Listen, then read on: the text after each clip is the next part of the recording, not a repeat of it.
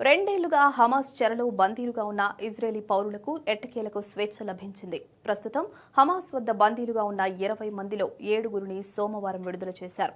Khan Younis నుంచి వారిని తీసుకుని రెడ్ క్రాస్ వాహనాలు ఇజ్రాయెల్కు బయలుదేరాయి. దాంతో బందీల కుటుంబ సభ్యులు, శ్రేయోభిలాషుల్లో సంతోషం నెలకొంది. కాగా బందీల విడుదలకు ప్రతిగా ఇజ్రాయెల్ కూడా పాలస్తీనా ఖైదీలను విడుదల చేసింది.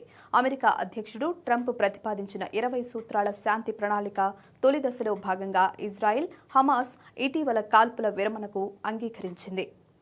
శుక్రవారం నుంచే ఈ ఒప్పందం అమల్లోకి రాగా బందీల విడుదల సోమవారం ప్రారంభమైంది.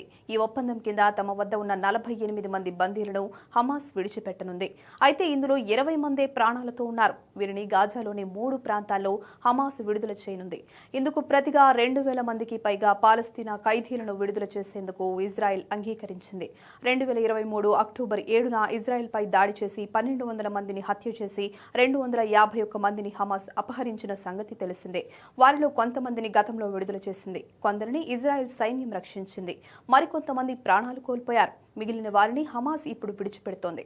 అమెరికా అధ్యక్షుడు డొనాల్డ్ ట్రంప్ ప్రస్తుతం ఇజ్రాయెల్లో ఉన్నారు. ఇజ్రాయెల్ ప్రధాని నెతన్యాహును కలిసి ఆ దేశ పార్లమెంటును ఉద్దేశించి ప్రసంగించనున్నారు. అలాగే విడుదలైన బందీల కుటుంబాలలో కొంతమందిని కూడా ట్రంప్ కలుస్తారు. ఆ తర్వాత ట్రంప్ ఈజిప్టుకు వెళ్తారు.